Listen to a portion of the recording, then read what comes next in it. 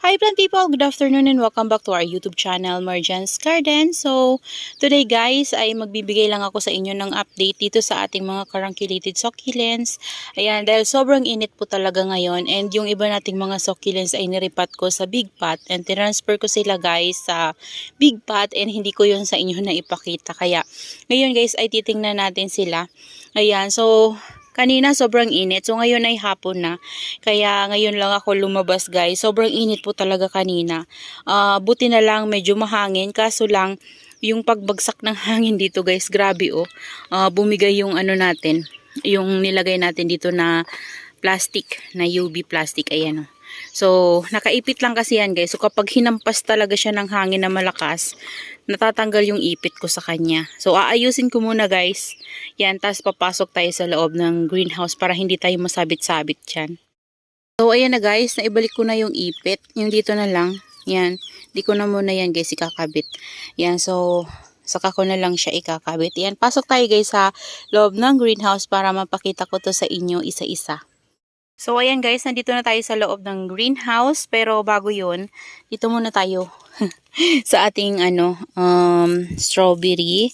So nalulungkot ako guys kasi dumami na yung bunga ng aking strawberry. Kaso lang nasisira siya guys ng sobrang init. Tapos nababasa siya. So ayan no. Tingnan nyo, ang liliit tuloy niya guys. Ayan, meron siyang 2, 3, 4. Yan, 4 yung bunga niya dito sa ano na to, puno na to. And merong natuyo. Ayan na ito. Yan, sayang guys. So, kasi maliliit sila. Nasisira sila guys ang sobrang init. Kaya, nilagay ko na sila dito sa, ano na to, sa edge ng ating greenhouse. Kasi dito, mainitan pa rin sila. Pero, hindi na yung sobra. Hindi talaga sila yung nakalantad sa init. Ayan, kawawa naman guys yung, bunga ng ating strawberry. Ayan, kaya pala guys, kulang yung ipit ko. So, ayan, ito pala guys, nag-rearrange ako nakaraan. Ayan, so, naipakita ko na ata yun sa inyo. Pero hanggang ngayon ay hindi ko pa nalalagyan yung vacant dito banda sa area na to guys. Ayan o. Hindi kasi ako guys na labas-labas. So, pupunta lang ako dito kapag, magdidilig. Kasi sobrang init po talaga. As in, ang sakit sa ulo at saka ang sakit sa balat. Para tayong sinusunog. Ayan. So, dito ko nilipat yung yung niripat natin na red wing. Ayan na siya guys. Ayan. So, ayan na yung bagong leaves niya sa atin na tumutubo. Yan, so, dyan siya sa malaking pot. Nilipat ko sila dito kasi nung nilagay ko yan guys dito sa gilid talaga sobrang nainitan sila. So, ang nangyayari dito sa ating pink curls, ayan, ang laki nitong pink curls na to guys, na sunburn yung dito niya na side. Ayan o, sunburn siya. So, antayin ko na lang yan guys matuyo. Tapos ito kapag lumaki na ulit yung mga bagong leaves na umusbong sa kanya guys, lalaki din ulit yan. So, itong mga nasunog yan guys, magdadry yan siya. Ito naman guys yung osmanthus. Ito yung osmanthus na nabili natin. Nakalimutan ko yung seller nito guys. Kasama nito si Octopus Chantilly. So, ayan siya. Super laki niya. Ayan, nag-dry na rin yung ibang leaves niya guys. Pero, malaki pa rin siya. Ayan o. Ito panibagong tubo na niya na leaves sa atin. So, nagkakaroon to guys ng caruncle. Kaso lang guys, ito ay wala tong caruncle nung nabili ko. Ayan, so, siya, wala talaga siyang caruncle. So, meron doon may caruncle yung leaves. I mean, yung mga bukol-bukol. Hindi ko yun pinili kasi, guys, yung style niya kasi is may caruncle yung dito niya sa tas yung dito wala na, yung sa pinakagitna niya. And then yung sa pinakagitna ay medyo lumiit yung leaves. So mas gusto ko to, parang mas healthy siya. Ayan, ito. Pero gusto ko sana yung may mga bukol-bukol. Ayan. Kaso lang, wala siyang caruncle guys. Sana magkaroon siya ng caruncle soon. Ayan, dito ko siya nilagay para hindi siya guys ma-sunburn. In-expose ko na siya guys sa initan pero hindi pa rin siya nagkakaroon ng bukol-bukol. Ayan siya. Tapos yung ating thanos guys ay nilipat ko na ulit sa white pot. Ayan. So dating nasa blue pot, so nilipat ko sa white pot dahil nga nag-repot. Ayan, dito yung isang strawberry para hindi siya masyadong mainitan. Mamaya guys, magdidilig ako sa kanila. Tapos dito ko na guys nilagay yung ating, ayan, yung ating hybrid lovely rose tsaka yung lovely rose na niripat ko guys. Ayan, oh. Sobrang init talaga ngayon. Grabe. Ayan, so mamaya didiligin ko sila. Okay naman itong ating lovely rose. Kaso lang, sila guys, mabilis silang natutuyuan ng mga leaves. Ayan, sa lower leaves nila, iniinuman talaga nila dahil sa sobrang init. Ayan, yung naputol natin dito guys, so yung nabulok, okay naman siya. Ayan, mas gusto talaga nito yung yung naiinitan sila. Ayan, naiinitan at naulanan sana, kaso hindi naman umuulan dito guys ng maayos. So, aambon konti, tapos wala naman, hindi naman lumalakas. So, nakaraan nga, parang kunti lang talagang ambon, tas wala na, hindi na siya tumuloy. Tapos hanggang ngayon, mainit pa rin, kumukulimlim, pero hindi naman umuulan. Ayan, so sana umulan ng malakas para hindi na ako magdilig guys sa mga halaman natin na nasa ROS or rain or shine. Ayan, ito yung isa natin na carunculated succulents. Ito yung guys si Echeveria Prills. Ayan siya. Ayan, ito talaga guys na ko sa leaves niya kasi yung leaves niya ay pataas. Ayan, hindi siya yung nag-o-open. Before kasi guys, open yung leaves niya. Tapos nung sobrang init na talaga, ganyan na siya, nag-close siya. So para siyang natulog. Ayan, ito din nag-close na rin. Ayan, tapos ito naman yung ating iniinuman niya yung lower leaves niya guys. So, yung ating sa sobrang init guys. So, tingnan nyo nangyayari dito sa iba natin na dugong.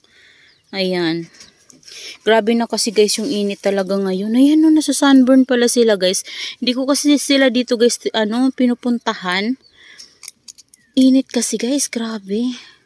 So, ito kasi ini-spray ko lang siya dun sa labas. Gamit yung pang-spray ko. Ayan, ngayon ko lang napansin na ganyan na pala siya. Yan. Pero may farina siya guys, oh. Pansin nyo ba guys, may farina siya. Kunti lang. Or siguro baka residue lang yan guys nung in-spray ko sa kanila na fungicide. Ewan ko guys. Pero maganda yung bukol ng leaves nila guys. Kaso lang, ayan kung sa Benguet, ganitong sobrang init, yan summer, namumula yung mga dugong nila. Pero dito sa lowland guys, namumutla sila. So parang nagi-yellow, tapos okay naman yung carancold, pero nasa sunburn. Ayan, ito naman, naripat ko to dito. Ayan, naipakita ko na ata to sa inyo. Ito yung ating kulibra. Ayan, tinabi ko dito yung maliit natin na kulibra. Ayan, tanggalin natin yung dry leaves. Ayaw guys, matanggal. Ayan, ito yung Virginia Lee guys. Ayan kahit na sobrang init yung natatanggap nila dito guys, ewan ko bakit ito nawawala yung carancold niya dito guys sa gitna. Ayan, pero yung mga leaves niya dito meron. Ayan pero yung pinakagitna parang wala. Kasi ito, yan isa nating dugong. So next time, siguro guys, kapag nakabili ako ng ganyan na pot, yung malaki na yan, iriripat ko tong dalawang ito sa isang pot. Yan, pagsasamahan ko sila. Tapos ito din, magsasamahin ko. Ayan, tapos meron pa ako nitong isa dun sa loob ng greenhouse. Dun katabi ni guys, ni Osmanthus, dun banda. So, pagsasamahin ko sila sa isang malaking pot para guys makalas tayo ng space. Ayan yung dito, hindi tayo masyadong makadaan. Ito nga guys, na-sunburn na talaga ng tuluyan yung mga propagation ko ng purple delight dito. Wala na. Ayan tingnan nyo naman guys. Kahit yung suyon ko guys, namatay na yung stem. Ito na sunburn pa pala, Ayan sunburn yung stem niya. So, putulin na lang natin. Yan. So, ayusin ko na lang yan siguro mamayang gabi para hindi na mainit. Yan, dito yung isa natin. Ito, nawala yung carancold niya. Ito talaga, nung dumating to sa atin kasi guys, hindi naman maganda talaga yung parang cold sa leaves niya. Pero magkakaroon din yan guys, sa katagalan niya naka-expose sa initan. So ito nga bumabalik na yung parang cold niya guys sa leaves. So ayan ayan. Ang ganda nito, ito si San Nicolas, ayan. So pinagtabi ko sila guys ng isa natin na San Nicolas. So dalawa sila nang nabili ko sa seller natin na Bagsak Presyo Cactus in Succulent. So pinagtabi ko sila sa isang malaking pato. Ayan, kung titingnan nyo guys, so yan pa yung dungis. Ito naman yung isa natin na Karang Gold na Succulent. So ito ay si Mutant. Nakalimutan ko guys yung ID niya. Basta to, mayroon tong hindi Karang Gold na tas naging mutant siya. Naging ganito siya, para siyang dugong. So ito, 2 heads ko to nabili kay Ma'am Chelsea, tapos ito naman kay Ma'am Jenilyn. So ayan na siya guys. So ang ganda ng color nila, parang yung color nila guys ay may pagkapareho kay ito kay San Nicolas. Ayan. So dito naman yung niripat natin na dugong dati. Ayan Ayan. So 4 sila dyan. At ito yung pinakauna guys. Tingnan nyo guys, diba? Nagkakaroon talaga sila ng sunburn. Yung mga itim-itim nila leaves, talagang sunburn yan. Ayan. Pero kinakaya naman nila guys yung gano'n na init. Grabe guys. Na ako, parang nasad ako sa mga purple delight ko. Kasi kung mapapansin nyo guys, yung mga purple delight ko lumiit. Ayan kasi nasobrahan na talaga sila sa init. Ayan, yung iba na sunburn. Ewan ko ba? Ayan sunburn na naman to guys. Yung nila guys, nagkakaroon sila ng stem rot. So bali yung parang dry rot, ganun. Nagkakaroon ng dry rot. Ayan. So kailangan kong itabi muna siguro yung purple delight. Ngayon lang yan sila guys nag-inarte. Dati guys nung last summer ay nasa ROS sila. So sa labas talaga yan sila guys. Ewan ko ngayon kung bakit ganun. Ayan. So dami ko pang ayusin yun. Iriripat ko yun guys na suyo natin. Para maayos natin. Yan yung mga nandito naman natin guys. Kailangan ng dilig. Ayan. So yung iba namamatay na guys. So sobrang init Ngayon ko lang napansin. Nakaraan ang ganda-ganda na nito. Grabe kasi guys yung init. Ayan, ito si Maddie ba? Okay naman siya dito. Ito nga guys, mauubos na yung string of tears ko dito. Yung variegated to guys. Ay, hindi. Variegated string of pearls pala to. Ayan, mauubos na siya. Kasi sobrang init. Ayan, ito sobrang dry na naman nito guys. Nadilig ko to kaninang umaga. Pero dry na naman siya. Ito din. Grabe guys. Ayan tingnan nyo yung RC natin guys dito. Stress. Pero ito, lagi ko talaga itong na-sprayhan. Kung hindi ko siya ma-sprayhan, nabubuhusan ko siya. So ang ganda niya, ang taba niya. Yung Chocomoon Stone natin. Yan, pati yung isa natin na Chocomoon Stone dito guys. Ayan Yan. Ito yung ating jelly beans. Yan, si Aurora, si jelly beans. Ayan, so yung mga kinata natin na jelly beans dyan guys. Medyo lumalago na ulit. Ayan, kasi kinuhanan ko yan ng cuttings. Nilagay ko dun sa Buddha. Ayan sila guys. So, ayan guys ang itsura dito. Sa ating mga carunculated succulents. Ayan.